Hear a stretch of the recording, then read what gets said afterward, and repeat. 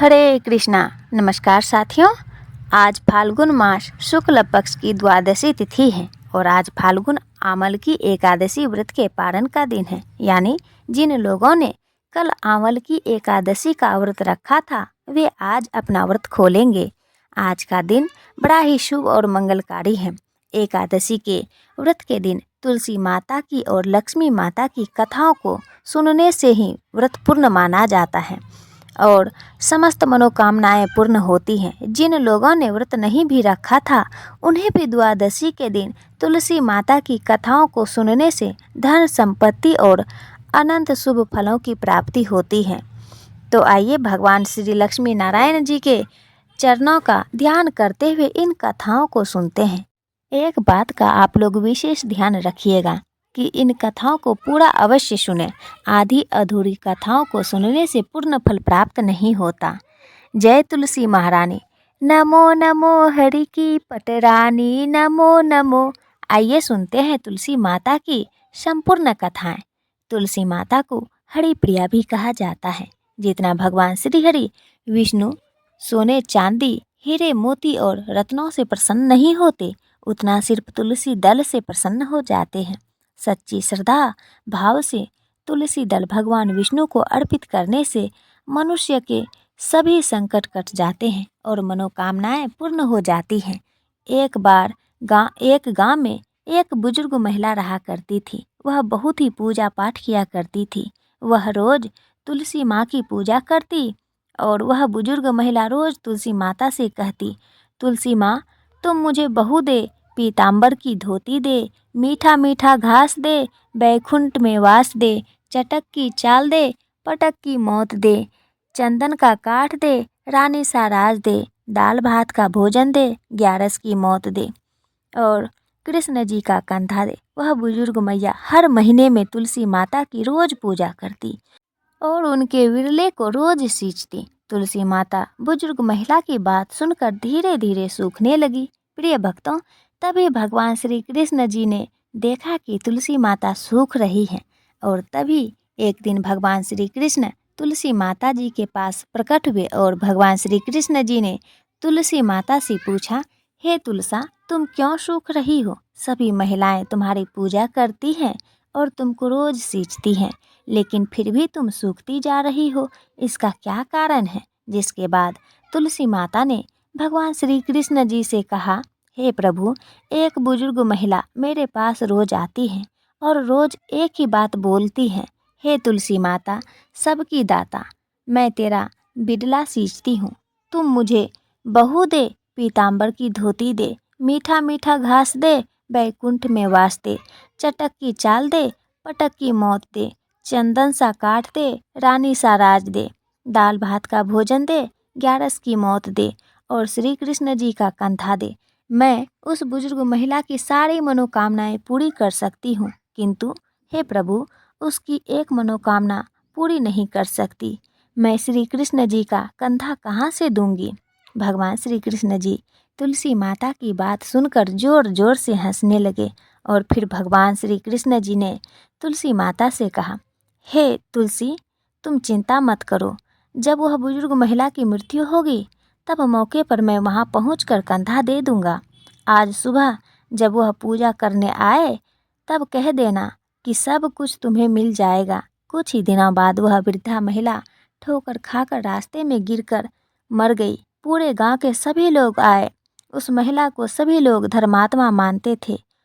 उनको तुलसी जी की डोकरी कहते थे। उनके परिवार में कोई भी नहीं था, इसलिए गांव वालों ने ही उनके अंतिम संस्कार की योजना बनाई और उसे नहला धुलाकर तिथि पर बैठाने के लिए उसे उठाने लगे तो उसका मृत शरीर इतना भारी हो गया था कि उसे कोई उठा नहीं पाया। यह देखकर वहाँ के सभी लोग तरह तरह की बातें करने लगे और कहने लगे कि यह इतना पूजा पाठ करती थी, हर समय माला फेरती थी, इसलिए यह इतना भारी हो गई है। वही पूरे गांव में चर्चा होने लगी कि डोकरी माई को भक्ति नहीं थी, यह छल कपट करती थी। हम जिसे धर्मात्मा समझते थे वह पापी है जो कि किसी से भी नहीं उठ पा रही है। यह इसके कर्मों की सजा है। उधर भगवान ने सोचा कि मेरे भक्तों की निंदा हो रही है, इसलिए भगवान ने बूढ़े आदमी का वेश धारण करके वहाँ पर आ गए और वहाँ पर एकत्रित लोगों से पूछने लगे कि यहाँ पर इतनी भीड़ क्यों लगी है, जिससे लोग कहने लगे कि यह डोकरी माई मर गई है और पापन इतनी थी कि जिससे यह उठ नहीं पा रही है। सब लोग उठा उठा कर थक गए। तब ब्राह्मण ने कहा, मुझे एक बार डोकरी के कानों में कहने दो, फिर देख लो कैसे उठती है। तो सभी लोगों ने कहा, आप भी प्रयास करके देख लीजिए।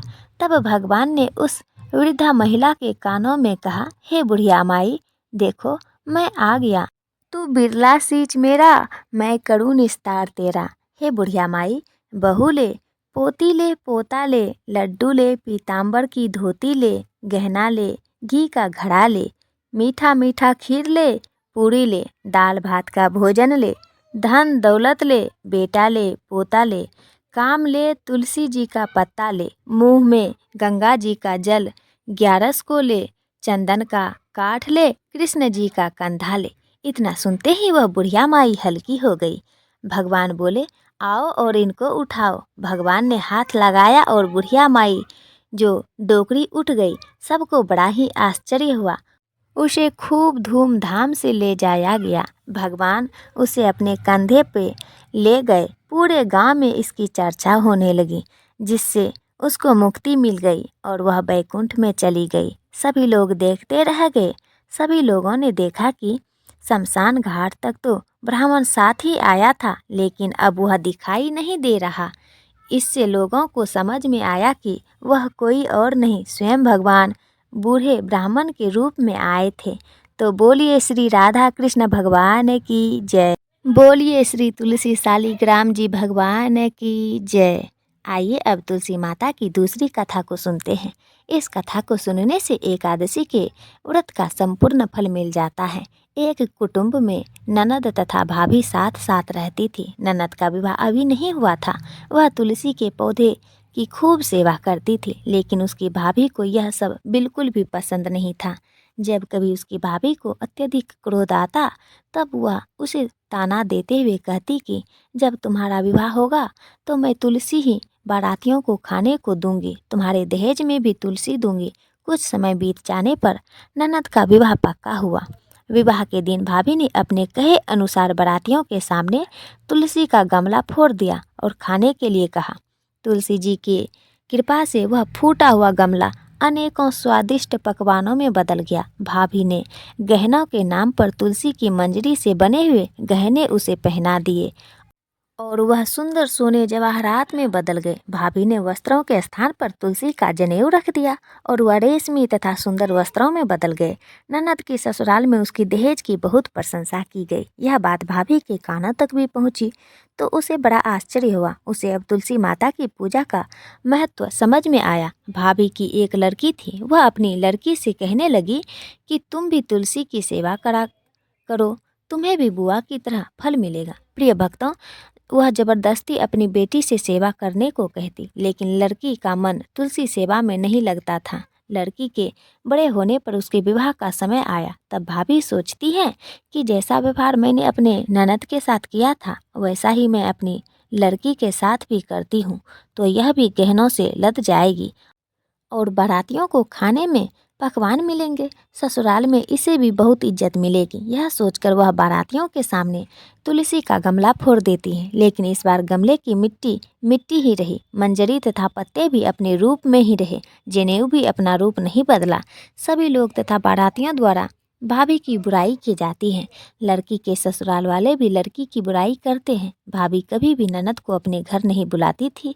तो एक दिन भाई ने सोचा, मैं बहन से मिलकर आता हूँ। उसने अपनी पत्नी से कहा कि कुछ उपहार बहन के पास ले जाने की बात कही। भाभी ने थैले में ज्वार भरकर कहा कि जो कुछ भी है तुम यही ले जाओ। यह दुखी मन से बहन के पास चल दिया। वह सोचता रहा कि कोई भाई अपने बहन के घर ज्वार कैसे ले जा सकता है। यह सोचकर वह एक गौशाला के पास रुका और ज्वार का थैला गाय के सामने पलट दिया। तभी गौपालक ने कहा कि आप गाय के सामने हीरे मोती तथा सोना क्यों डाल रहे हो। यह देखकर भाई को बड़ा आश्चर्य हुआ और उसने सभी हीरे मोती तथा सोना वापस अपने थैले में रख दिए। भाई ने सारी बात अपनी बहन को बताई और बड़ी खुशी खुशी उसने सारे हीरे मोती और जेवर अपने बहन को दे दिए। दोनों भाई बहन एक दूसरे को देखकर अत्यंत ही प्रसन्न हुए। जैसे कृपा माता तुलसी ने ननद पर की, ऐसे ही कृपा सभी पर करना। बोलिए श्री तुलसी शालिग्राम भगवान की जय। बोलिए श्री लक्ष्मी नारायण भगवान की जय। तो प्रिय भक्तों, विष्णु भगवान के प्रिय एकादशी व्रत को पूर्ण करने हेतु आइए श्रवण करते हैं विष्णु भक्त राजा अमीरस की कथा। तत्पश्चात हम माता तुलसी की अति दुर्लभ कथा को भी श्रवण करेंगे और एकादशी माता की आरती से इस व्रत पारण कथा का समापन करेंगे। सर्वप्रथम आइए सुनते हैं एकादशी पारण की प्रथम कथा। पौराणिक कथा के अनुसार राजा अमीरस भगवान विष्णु के परम भक्त इवांक वंश के परमवीर राजा थे। वह भागीरथ के परपौत्र थे। वह हर एकादशी का व्रत क्या करते थे? एकादशी के बाद जब द्वादशी आती थी तो वे उस दिन अपने हाथों से भगवान विष्णु को भोग लगाने के लिए चक्की में गेहूं को स्वयं से पीसा करते थे। जब उन्हें पीसते पीसते थकान आ जाती तो भगवान विष्णु राजा को अपने पीताम्बर से हवा दिया करते थे। राजा अमीरस अपने हाथों से पूरा भोजन तैयार करते और भगवान को भोग लगाते। तत्पश्चात स्वयं भोजन ग्रहण करके पारण की विधि पूर्ण करते। राजा अमीरस ने एक बार अपनी पत्नी के साथ श्री कृष्ण जी को प्रसन्न करने के लिए वर्ष की सभी एकादशियों के व्रत का नियम किया। वर्ष पूरा होने पर पारण के दिन उन्होंने धूमधाम से भगवान की पूजा की, ब्राह्मणों को गोदान दिया। यह सब करके जब वे पारण करने जा रहे थे तभी महर्षि दुर्वासा शिष्यों सहित पधारे। राजा ने उनका सत्कार किया और उनसे भोजन करने की प्रार्थना की। दुर्वासा जी ने राजा की प्रार्थना स्वीकार कर ली और स्नान करने यमुना तट पर चले गए। द्वादशी में केवल एक घड़ी शेष थी। द्वादशी केवल कुछ ही क्षणों के लिए थी तो राजा को जल्दी से जल्दी पारण करना था। द्वादशी में पारण न करने से व्रत भंग होता है। उधर दुर्वासा जी कब आएंगे यह पता नहीं था। अतिथि से पहले भोजन करना अनुचित था। ब्राह्मणों से विचार विमर्श करके राजा ने भगवान के चरण को धोकर उसके जल को ही ग्रहण कर लिया और ऋषि की प्रतीक्षा करने लगे। महर्षि दुर्वासा ने स्नान करके लौटते ही तपोबल से राजा के पारण करने की बात जान ली। वे अत्यधिक क्रोधित हुए कि मेरे भोजन के पहले इसने क्यों पारण किया? मेरे भोजन करने के पूर्व ही तुमने जल का ग्रहण किया है, इसलिए मैं तुम्हें दंड अवश्य दूंगा। उन्होंने मस्तक से एक जटा उखाड़ ली और उसे जोर से पृथ्वी पर पटक दिया, जिससे काल अग्नि के समान कृत्या नामक की भयानक राक्षसी निकली। वह राक्षसी तलवार लेकर राजा को मारने दौड़ी। अमीरस को तो कृत्या भी भगवान ही दिखाई दी थी, परंतु भगवान का सुदर्शन चक्र तो भगवान की आज्ञा से पहले ही राजा की रक्षा में नियुक्त था।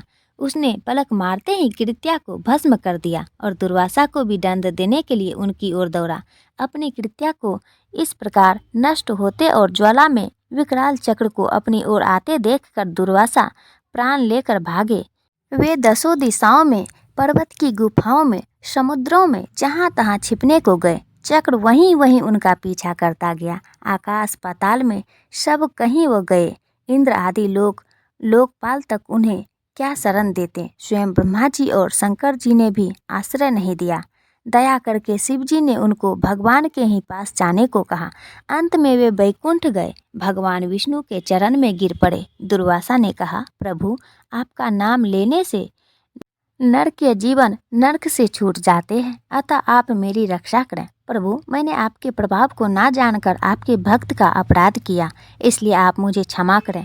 इस पर भगवान विष्णु ने कहा, हे ऋषि श्रेष्ठ, मेरे छाती पर स्वयं भृगु जी ने लात मारी, मैंने वह सहन कर लिया, परंतु जो मेरे भक्तों का निरादर करता है, उन्हें मारने के लिए दौड़ता है, उनका तनिक भी अहित करता है, तो मैं उसके अपराध को क्षमा नहीं कर सकता। भगवान विष्णु ने कहा, महर्षि, मैं स्वतंत्र नहीं हूँ, मैं तो भक्तों के पराधीन हूँ। साधु भक्तों ने मेरे हृदय को जीत लिया है। साधु जन मेरे हृदय हैं और मैं उनका हृदय हूँ। मुझे छोड़कर वे और कुछ नहीं जानता। भक्तों को छोड़कर मैं अपने इस शरीर को भी नहीं चाहता और इस लक्ष्मी को, जिनकी एकमात्र गति मैं ही हूँ, उन्हें भी नहीं चाहता। जो भक्त स्त्री, पुत्र, घर परिवार, धन, प्राण, यह लोक परलोक सबको त्याग कर मेरी शरण में आता है, भला मैं उसे कैसे छोड़ सकता हूँ। जैसे पतिव्रता स्त्री पति को अपनी सेवा से वश में कर लेती है, वैसे ही समदर्शी भक्तजन मुझ में चित लगाकर मुझे भी अपने वश में कर लेते हैं। ना स्वर्ग आदि तो चर्चा ही क्या करें। मेरे भक्त ऐसी मेरी सेवा के आगे मुक्ति को भी स्वीकार नहीं करते। ऐसे भक्तों की मैं सर्वथा अधीन हूँ। तब ऋषिवर आप उस महाभाग उस राजा के पास जाइए, वही आपको क्षमा करेगा और शांति देगा। प्रिय भक्तों, उधर राजा अमीरस बहुत ही चिंतित थे। उन्हें लगता था कि मेरे ही कारण दुर्वासा जी को मृत्यु भय से ग्रस्त होकर भूखे ही भागना पड़ा। ऐसी अवस्था में मेरे लिए भोजन करना कदापि उचित नहीं है। अतः वे केवल जल पीकर ऋषि के लौटने की पूरी 1 वर्ष तक प्रतीक्षा करते रहे। 1 वर्ष के बाद दुर्वासा जी जैसे भागे थे वैसे ही भयभीत दौड़ते हुए आए और उन्होंने राजा का पैर पकड़ लिया। ब्राह्मण के द्वारा पैर पकड़े जाने से राजा को बड़ा ही संकोच हुआ। उन्होंने स्तुति करके सुदर्शन को शांत किया। महर्षि दुर्वासा मृत्यु के भय से छूटे। सुदर्शन का अत्यंत ताप जो उन्हें जला रहा था शांत हुआ और दुर्वासा ऋषि प्रसन्न होकर कहने लगे, आज मैंने भगवान के दासों का महत्व देखा। राजन, मैंने तुम्हारा इतना अपराध किया था, पर तुम मेरा कल्याण ही चाहते हो। जिन प्रभु का नाम लेने से ही जीव समस्त पापों से छूट जाता है, उन तीर्थपाद श्री हरि के भक्तों के लिए कुछ भी कार्य शेष नहीं रह जाता। राजन, तुम बड़े दयालु हो। मेरा अपराध ना देखकर तुमने मेरी प्राण की रक्षा की है। प्रिय भक्तों, राजा अमीरस के मन में ऋषि के वाक्यों से कई अभिमान आया। उन्होंने उनको भगवान की कृपा समझा। महर्षि के चरणों में प्रणाम करके बड़े आदर्श से राजा ने उन्हें भोजन कराया। उनके भोजन करके चले जाने पर 1 वर्ष पश्चात उन्होंने वह पवित्र अन्न प्रसाद के रूप में लिया। बहुत काल तक परमात्मा में मन लगाकर प्रजा पालन करने के पश्चात राजा अमीरस ने अपने पुत्र को राज सौंप दिया और भगवान वासुदेव में मन लगाकर वन में चले गए। वहाँ भजन तथा तप करते हुए उन्होंने भगवान को प्राप्त किया और अंतिम समय में विष्णु धाम को गए। जो भक्त एकादशी का व्रत करते हैं वे द्वादशी के दिन इस पारण कथा को सुनते हैं, उनका सर्वार्थ उद्धार होता है।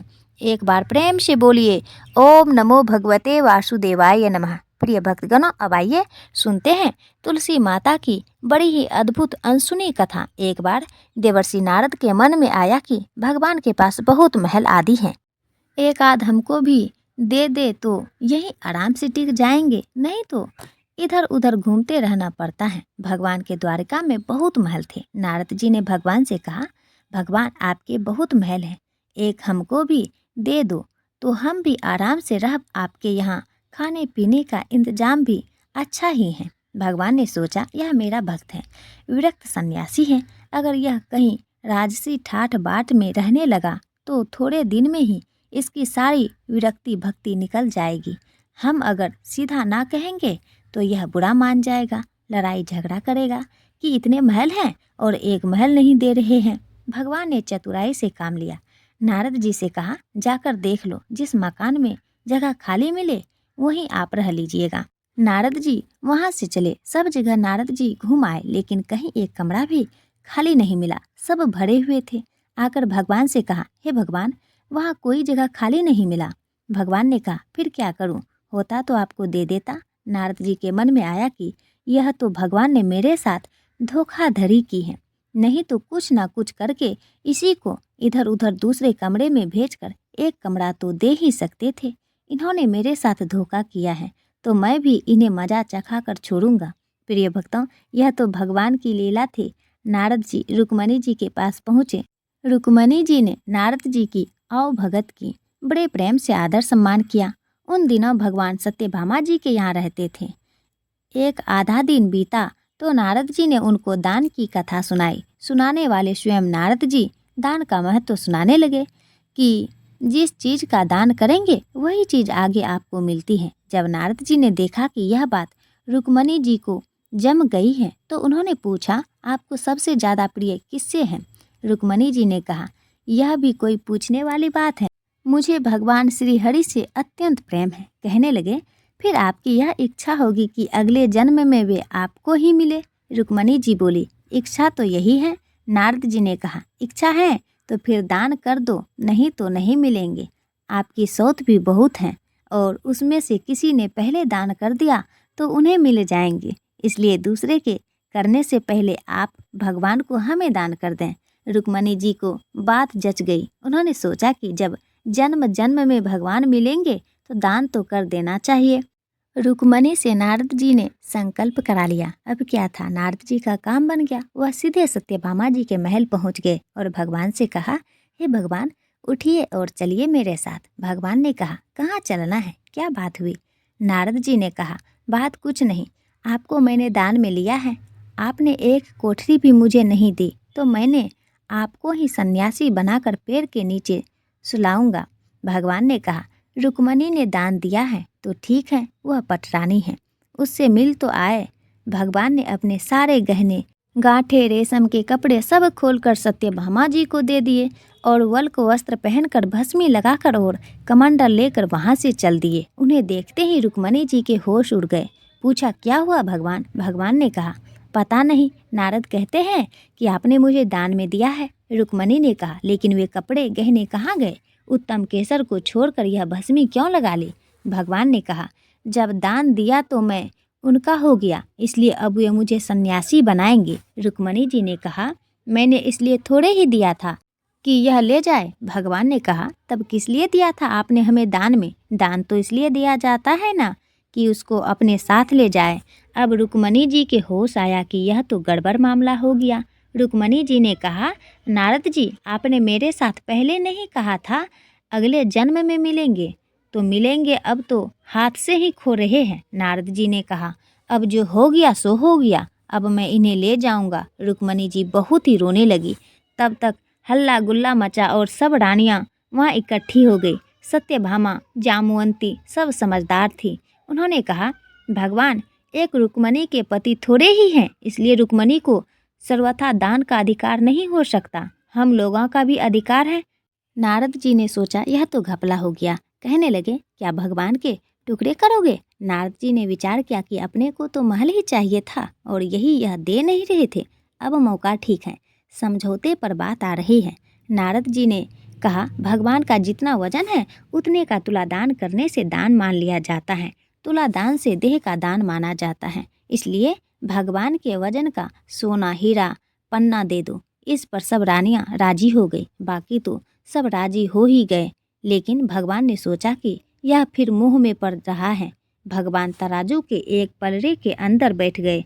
दूसरे पलड़े में सारे गहने हीरे पन्ने रखे जाने लगे, लेकिन जो अपने मुख में पूरे ब्रह्मांड को लेकर बैठे हैं, क्या द्वारिका के पूरे धन से उनका बराबरी किया जा सकता है? सारा का सारा धन दूसरे पलड़े पर रख दिया, लेकिन जिस पलड़े पर भगवान बैठे थे वह वैसे का वैसा ही नीचे लगा रहा, ऊपर नहीं हुआ। नारद जी ने कहा, देख लो, तुला तो बराबर हो ही नहीं रहा है, अब मैं भगवान को ले जाऊंगा। सब कहने लगे, अरे कोई उपाय बताइए। नारद जी ने कहा, और कोई उपाय नहीं है। अन्य सब लोगों ने अपने हीरे पन्ने लाकर लाद दिए, लेकिन उससे क्या होना था, वे तो त्रिलोकी का भार लेकर बैठे थे। उधर औरतें सब चीख चिल्ला रही थी। नारद जी प्रसन्न के मारे इधर उधर टहल रहे थे कि आज मेरे भगवान मेरे साथ चलेंगे। भगवान ने धीरे से रुक्मणी को बुलाया।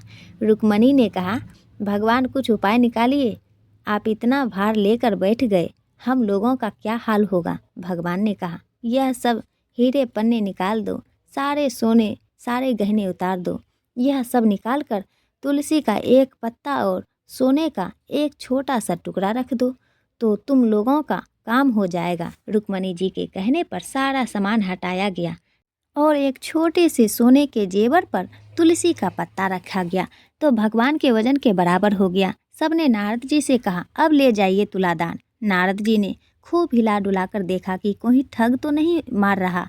नारद जी ने कहा, हे भगवान, मेरे साथ फिर से धोखा हो गया, यह पत्ता लेकर मैं क्या करूँगा?